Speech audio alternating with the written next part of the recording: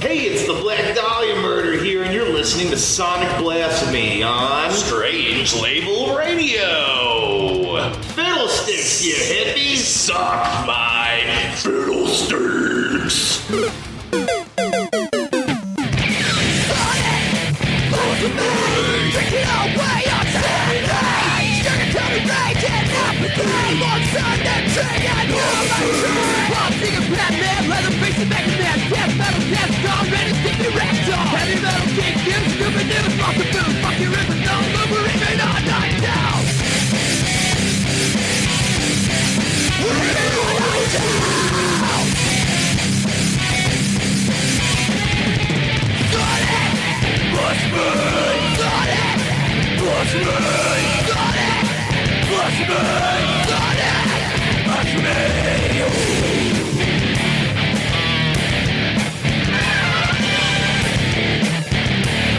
Worst episode ever. It's your first choice.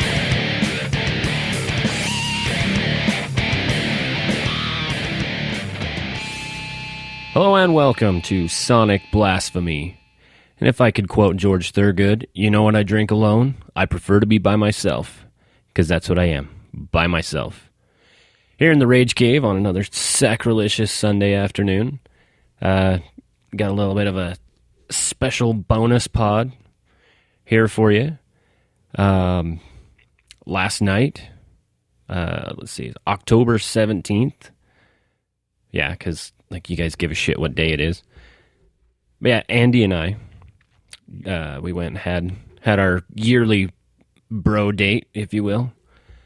Well, his wife was there, so wasn't really a bro date. I was the third wheel. But whatever, it was cool.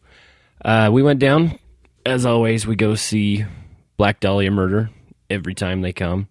Fucking killer show. It was awesome. They came with a few other bands. It was a pretty, eclectic lineup. Started out with a band called Maruta, and they are a very extreme grindcore kind of band. Very brutal. And I had the chance to sit down for a couple of minutes with the singer for Maruta, Mitchell, and just kind of bullshitted for just a minute and picked up a CD and a t-shirt and stuff. It was a pretty cool dude. Well worth it. Excuse me. And then it was Harm's Way. They were a little more of a hardcore, straight edge, very brutal. That lead singer beating the shit out of the Invisible Man on stage. Dude was fucking ripped. Like, no neck, just fucking muscles. But way badass, fucking brutal show. And then there was a band called Iron Reagan. Very, just old school party thrash. Every song was like a minute long. And I don't even know how many fucking songs they played, but it was a good time. It was a blast. I especially love their song called Your Kid's an Asshole. That one was a lot of fun. And then, of course, the Black Dahlia Murder. And they never fail to deliver. They put on a killer show once again.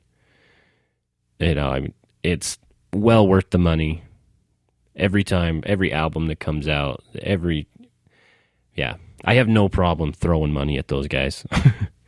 And, but me and Andy, actually, we had the honor and privilege to go behind the curtain, go back and sit down for a few minutes with Brian and Trevor from Black Dahlia Murder.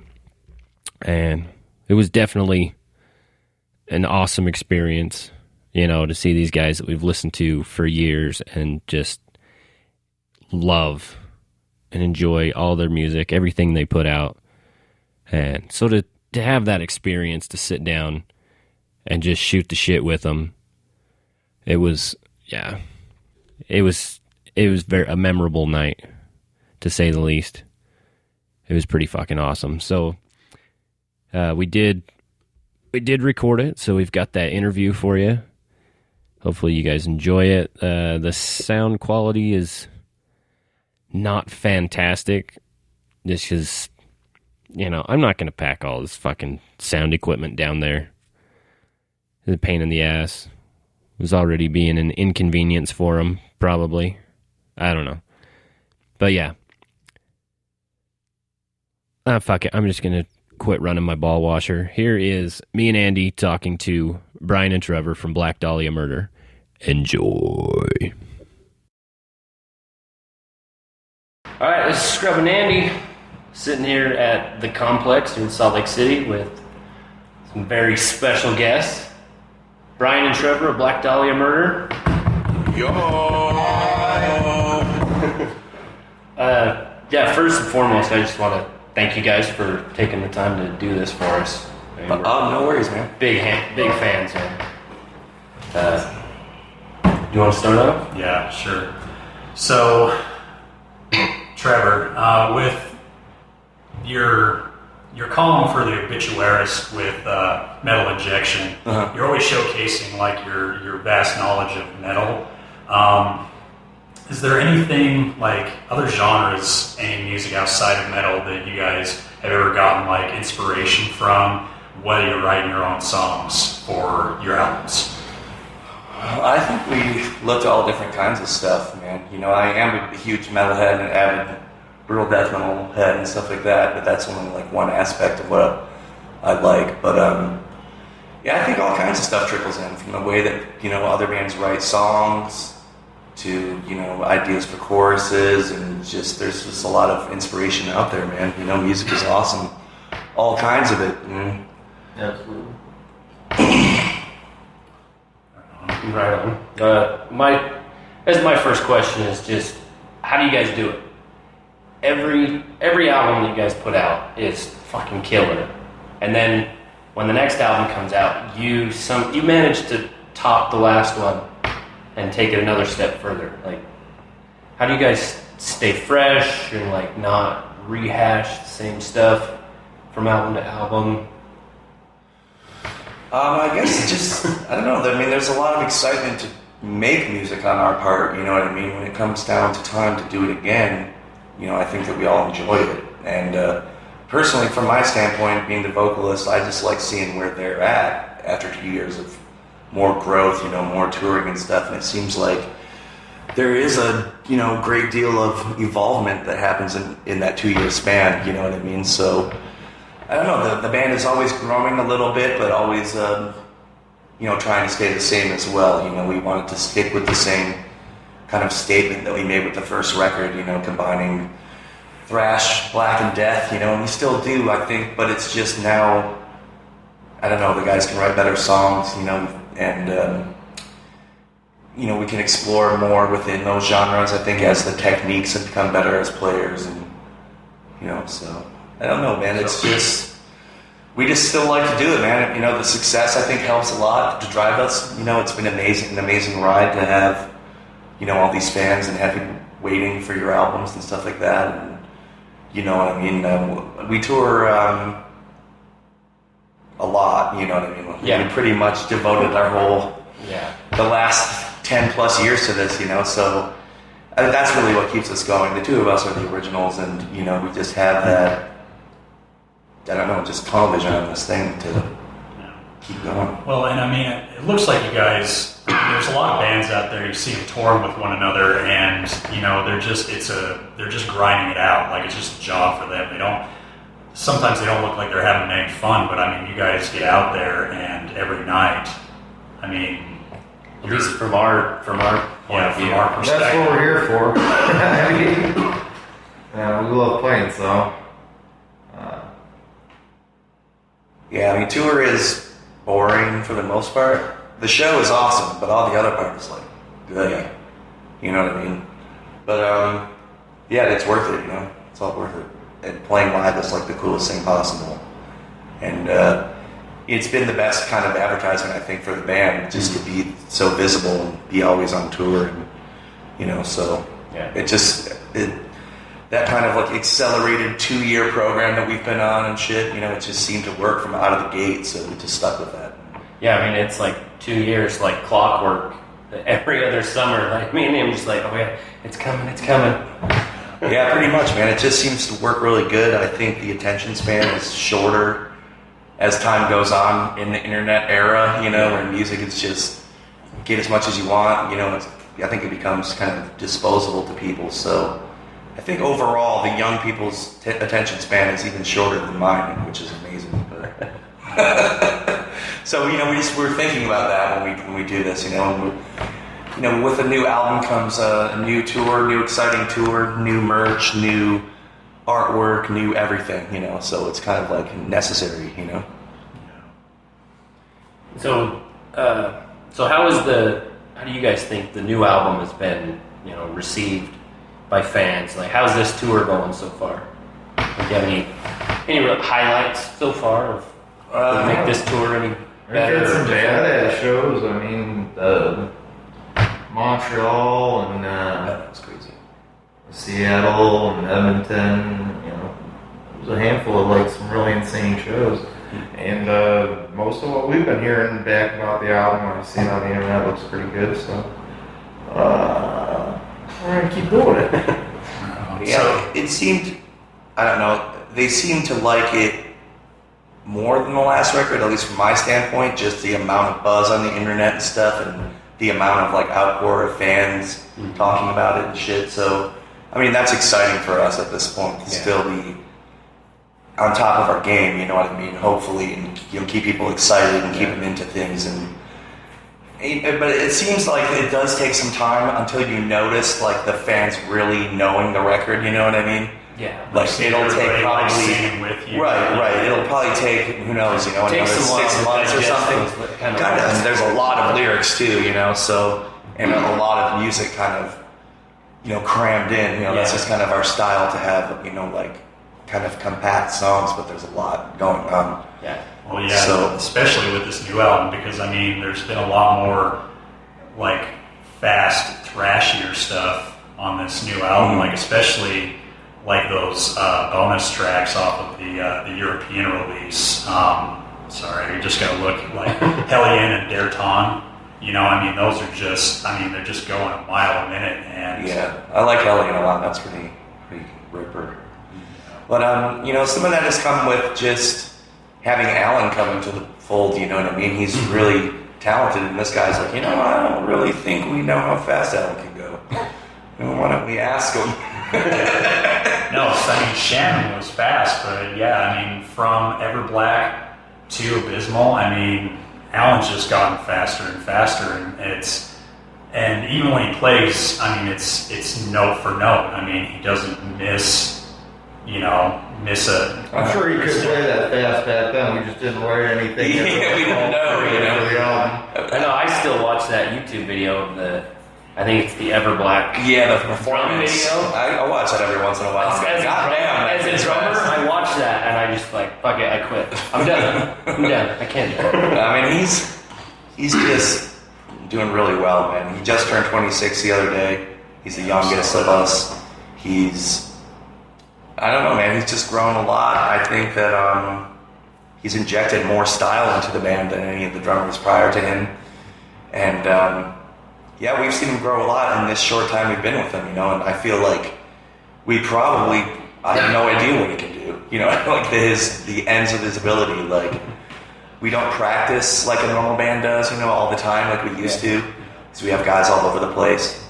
And so he's just there working by himself a lot of the times, you know what I mean? So, who knows what that fucker can do? He's awesome, though. I really am impressed by him. So it's kind of like what Bruce Dickinson said when Nico McBrain joined Iron Maiden.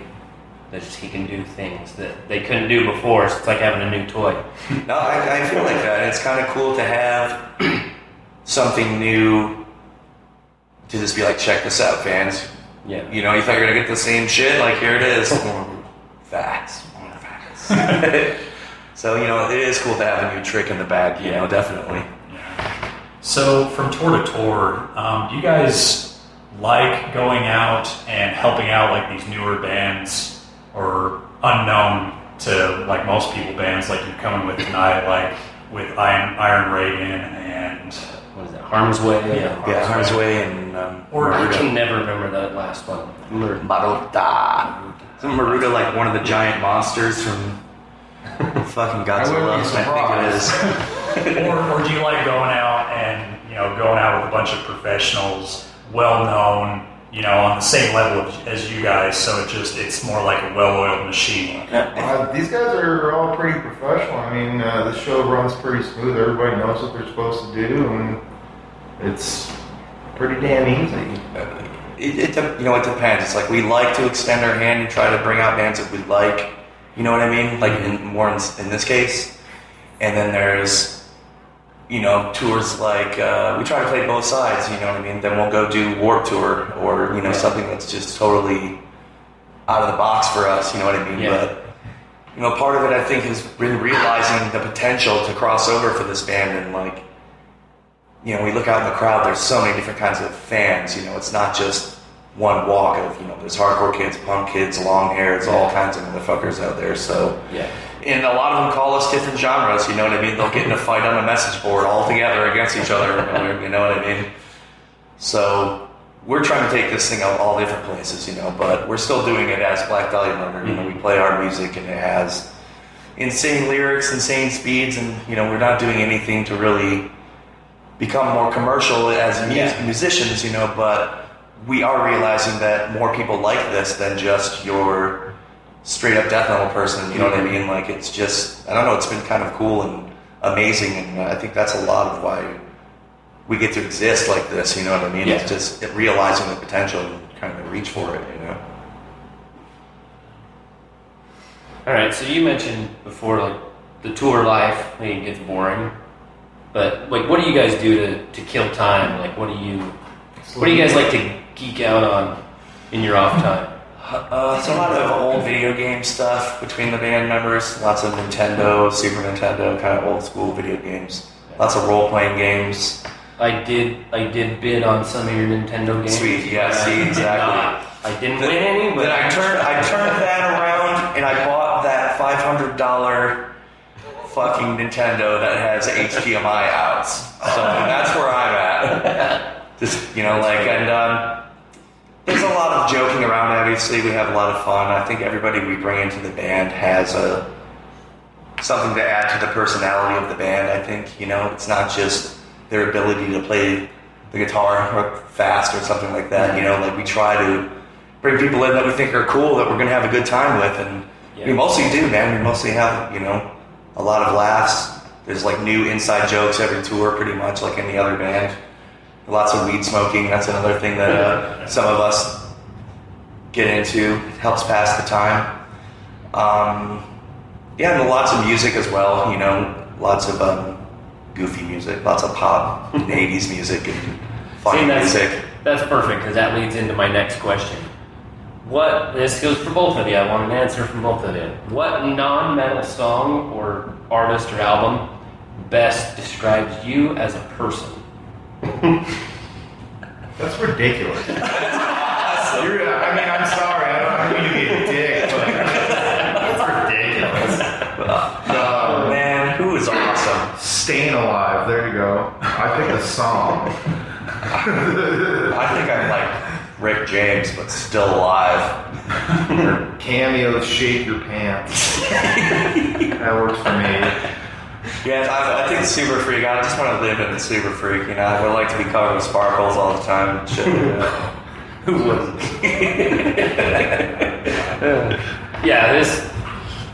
Because our podcast, we claim it as a geek metal, try to keep it in the realm of like comic books and metal. Yeah, usually there are many ties there. I think that I see largely the metal is the geek music, and I think we all got here because we were geeks. So there's definitely ties there for sure. That's awesome. Thank you. We got some. This guy's got some comic book tattoos, and we got comic book dudes as well. Movie dudes. These guys are crazy movie dudes. They're like walking IMDb files. Must know. You must know. That's awesome. But for the most part, I think the gang, we're just like any other group of probably 18-year-olds, even though we're 30. You got the 18, man. That's great. Perpetually 14 years old. Yeah, kind of. You know, the fart jokes are still king in our world. And I don't know, I'm happy just to be an idiot. You know, this life is like granted me that wish of being a kid. You know, and now like we have fans coming up to us at the shows that are look at us like old men. You know what I mean? And they're half our age, some of them. Yeah. So it's, I don't know. Well, that's the funny thing. Is like last year we saw you guys in your hair, and then we saw Whitechapel came shortly after. And we go walking in there, we look at it, and we're like, we are the oldest guys here. Yeah, we were. And it's like, I'm the unstable age. Yeah, I'm a creepy old guy. Oh, dude, yeah. If you go to like pretty much any kind of metalcore show, you know what I mean? Like the crowd for that scene is so Like much 12 younger. years old. Yeah, dude. You be the old man. All right, I think we're running short on time, so we'll knock out the lightning round here. All right, let's do it. All right. Using only movie titles, how would you describe your junk? Falling down. I was gonna say Forrest Gump. I was like The Dark Knight Rises. Andy, do you have one? Man of Steel. Let's see. If you could travel through time, when, where, and who would you choose to visit? Some of these might be a little You're talking about fucking, right? either that. Who would you visit? Whatever. Biblically. That's a great way to use that. I was gonna waste it on seeing the bad brains. Come back to now, and the Bible says it's Trevor and Eve. Yeah, I would go disrupt everything. I think that's a perfect idea. That's awesome. I don't know. I just want to go back far enough with a $20 bill for it to, mean something when I get back here. So I'm gonna go meet the bank teller at whatever bank is open. Invest. Come back. Cash it out. And then we'd all be going out to dinner for this. Nice. I'm okay with that. All right, and if you were in a freak nuclear radiation tour van accident, what superpower would you hope to acquire? That's a thinker. There's a lot of it. I guess whatever's going to help me steal for the rest of my life, so I can have some kind of security beyond the band. So you'd want to be Spider-Man. A stop time or just something that's going to get me in that vault, man. I don't know. I'd rather poop nuggets of weed. Yeah, that's my superpower. I don't know. Now I have to go out and find it. Never poop again. Hold on. Now I'm gonna have to. Yeah, It's gonna have to become a it's a thing. whole different meaning to it. I just saw a picture on Facebook. This guy Matt posted. He lives in Colorado. He's like, they're building this down the street. And he showed a pump. It was a gas pump, and it said gas and grass on it. No shit. A goddamn gas station that sells weed to you. Gas and grass. That is awesome. We're in the wrong state. Yeah, dude. Short 8-hour drive. Yeah, I mean, you guys got a ways to go, man. I'm not trying to poke fun at you here, but don't they dock your alcohol here? Yeah, down to 3.2% for anything you buy in the grocery store or the gas station. Unless you want to go pay ridiculous prices at the liquor store to get anything good. Ouch. Man, so Them Latter-day Saints. Better meet somebody who can shit weed, man.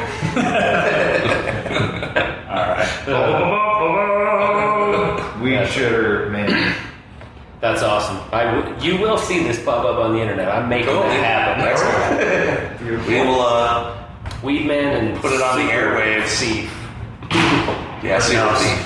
yeah, seriously. I'll be able to. You'll have the weed, and I'll be able to steal the snacks.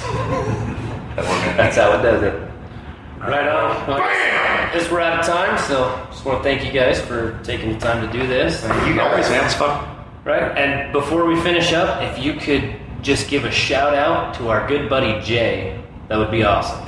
Hey, the Black Dahlia Murder here. It's me, Brian, and Trevor, Esquire. And we're just going to shout out to Jay real quick. Jay. Hi, Jay. Jay, it's a freaking baby wheel, Jay. Jay. Bye, Jay. And there you have it, folks. That was Brian and Trevor from Black Dahlia Murder. Hope you guys enjoyed that as much as we did. It was super awesome to sit down and talk to those guys. Great dudes. Just fun to be around. You know, we took some pictures with them, got some autographs, and it was cool as hell. That's all I have to say to that. So thank you to Black Dahlia Murder, everybody, you know, on your management team that made that happen. That was a pretty fucking big deal for us. So once again, thank you. Thanks to everybody out there in podcast land. Hopefully I don't bore the shit out of you talking to myself here. But whatever. It's cool. Whatever. Do your thing. And, yeah.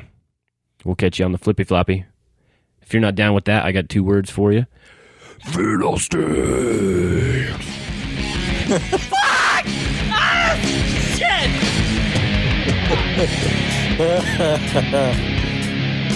For past episodes and merchandise, check out our website at www.sb3pod.com. Don't forget to check us out on iTunes and Stitcher. As well as strangelabel.com every Wednesday afternoon at 6/5 Central. Check us out on Facebook and the Twitters at SB3Baldo. And if you're not down with that, we've got 2 words for you. Fiddlesticks!